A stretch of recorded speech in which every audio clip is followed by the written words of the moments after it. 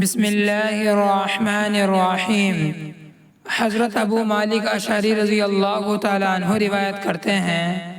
کہ رسول اللہ صلی اللہ علیہ وسلم نے ارشاد فرمایا، جب آدمی اپنے گھروں میں داخل ہو تو یہ دعا پڑھے، اے اللہ، میں آپ سے گھر میں داخل ہونے اور گھر سے نکلنے کی خیر مانگتا ہوں، یعنی میرا گھر میں داخل ہونا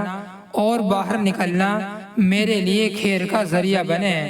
اللہ تعالیٰ ہی کے نام کے ساتھ ہم گھر میں داخل ہوئے اور اللہ تعالیٰ ہی کے نام کے ساتھ ہم گھر سے نکلے، اور اللہ تعالیٰ ہی پر جو ہمارے رب ہیں ہم نے بھروسہ کیا،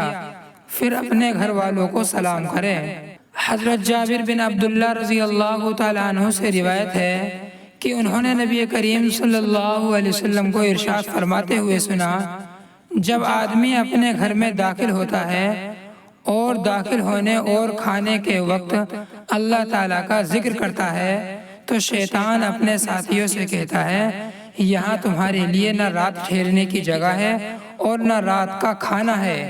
اور جب گھر میں داخل ہو جاتا ہے اور داخل ہوتے وقت اللہ تعالیٰ کا ذکر نہیں کرتا تو شیطان اپنے ساتھیوں سے کہتا ہے کہ یہاں تمہیں رات رہنے کی جگہ مل گئی۔ اور جب کھانے کے وقت بھی اللہ تعالیٰ کا ذکر نہیں کرتا تو شیطان اپنے ساتھیوں سے کہتا ہے کہ یہاں تمہیں رات رہنے کی جگہ اور کھانا بھی مل گیا۔ حضرت ام سلمہ رضی اللہ تعالیٰ عنہ روایت کرتی ہیں کہ رسول اللہ صلی اللہ علیہ وسلم جب بھی میرے گھر سے نکلتے تو آسمان کی طرف نگاہ اٹھا کر یہ دعا پڑھتے۔ ترجمہ: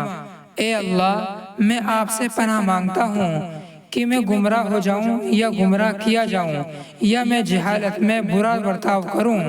یا میرے ساتھ جہالت میں برا برتاؤ کیا جائے۔ حضرت انس بن مالک رضی اللہ تعالیٰ عنہ روایت کرتے ہیں کہ رسول اللہ صلی اللہ علیہ وسلم نے ارشاد فرمایا، جب کوئی شخص اپنے گھر سے نکلتے وقت یہ دعا پڑھے، میں اللہ کا نام لے کر نکل رہا ہوں، اللہ ہی پر میرا بھروسہ ہے، کسی خیر کے حاصل کرنے یا کسی شر سے بچنے میں کامیابی اللہ ہی کے حکم سے ہو سکتی ہے، اس وقت اس سے کہا جاتا ہے، یعنی فرشتے کہتے ہیں، تمہارے کام بنا دیے گئے اور تمہاری ہر شر سے حفاظت کی گئی، شیطان نامراد ہو کر اس سے دور ہو جاتا ہے۔ ایک روایت میں یہ ہے کہ اس وقت اس دعا کے پڑھنے کے بعد اس سے کہا جاتا ہے، تمہیں پوری رہنمائی مل گئی، تمہارے کام بنا دیے گئے اور تمہاری حفاظت کی گئی، چنانچہ شیاطین اس سے دور ہو جاتے ہیں۔ دوسرا شیطان پہلے شیطان سے کہتا ہے، تو اس شخص پر کیسے قابو پا سکتا ہے جسے رہنمائی مل گئی ہو، جس کے کام بنا دیے گئے ہوں اور جس کی حفاظت کی گئی ہو۔